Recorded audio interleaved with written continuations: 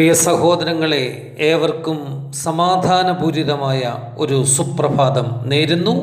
ദൈവ തിരുനാമം മഹത്വപ്പെടട്ടെ. ജ്ഞാനിയായ ശലോമോൻ തൻ്റെ സുഭാഷിതത്തിൽ ഇപ്രകാരം പറയുന്നു: 6 കാര്യങ്ങൾ തിന്മയാകുന്നു, ദൈവം അവയെ വെറുക്കുന്നു. 7ാമത് മറ്റൊരു തിന്മയുണ്ട്, അത് സകല മ്ലേച്ഛതകളുടെയും രാജാവാകുന്നു. 7ാമത്തെ മ്ലേച്ഛത സഹോദരന്മാരുടെ ഇടയിൽ ഭിന്നത വിതയ്ക്കുന്ന ദുഷ്ടൻ്റെ പ്രവൃത്തിയാണ്. ഒരേ മാതാപിതാക്കളുടെ മക്കൾ നിസ്സാരമായ കാര്യങ്ങളുടെ പശ്ചാത്തലത്തിൽ പരസ്പരം ശത്രുക്കളായി കഴിയുന്നവരുണ്ട്. അപ്പുറവും ഇപ്പുറവുമായി ഭവനം നിർമ്മിച്ച് കഴിയുന്ന സഹോദരങ്ങൾ പരസ്പരം പരമശത്രുക്കളായി കഴിയുന്ന അവസ്ഥ എത്രയോ ദുഃഖകരമാണ്. ഈ ഭീകര അവസ്ഥയെ സ്പഷ്ടമാക്കുവാൻ ഒരു സംഭവം പരാമർശിക്കട്ടെ. 2 അയൽവാസികളായ സഹോദരന്മാർ പരസ്പരം ശത്രുതയിൽ ആണെന്ന വിവരം അറിഞ്ഞ ഒരു പാമ്പാട്ടി ഒരു കുട്ട നിറയെ വിഷപ്പാമ്പുകളെയും കരുതി ആദ്യത്തെ സഹോദരൻ്റെ ഭവനത്തിലെത്തി. അദ്ദേഹം പറഞ്ഞു: നിങ്ങളുടെ ഇളയ സഹോദരൻ നിങ്ങളെ നശിപ്പിക്കുവാൻ എൻ്റെ കയ്യിൽ നിന്നും ഉഗ്രവിഷമുള്ള പാമ്പുകളെ വാങ്ങി സൂക്ഷിച്ചിരിക്കുന്നു. ഏതു സമയത്തും നിങ്ങളുമായി ഒരു യുദ്ധത്തിന് അവൻ തയ്യാറാണ്. നിങ്ങൾക്കാവശ്യമെങ്കിൽ അതിനേക്കാൾ ഉഗ്രവിഷമുള്ള പാമ്പിനെ ഞാൻ നിങ്ങൾക്ക് തരാം, എൻ്റെ കൈവശം ഉണ്ട്.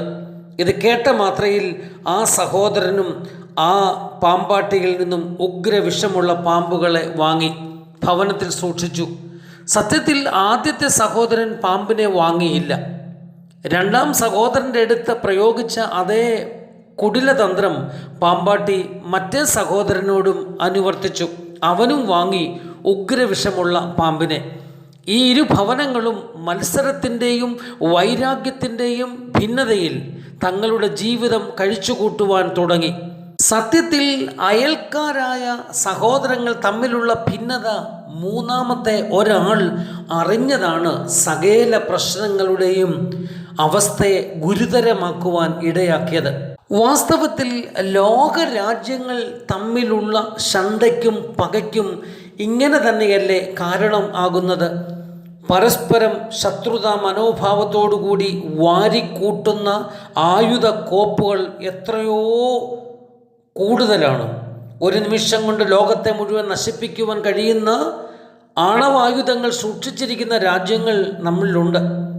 പരസ്പരമുള്ള വൈര്യം മനുഷ്യനെ ആത്മീയമായും ഭൗതികമായും തകർത്ത് തരിപ്പണമാക്കും. വൈര്യം മനസ്സിൽ ശക്തമാകുമ്പോൾ ശരീരത്തെ രോഗം കീഴടക്കും എന്ന തത്വം പണ്ട് തന്നെ മനഃശാസ്ത്ര ലോകം അംഗീകരിച്ചിട്ടുള്ളതാണ്. ദേവാലയമായി നാം കരുതി സൂക്ഷിക്കേണ്ട നമ്മുടെ ശരീരത്തെ നാം തന്നെ നാശകൂപമാക്കുവാൻ വിട്ടുകൊടുക്കരുത്.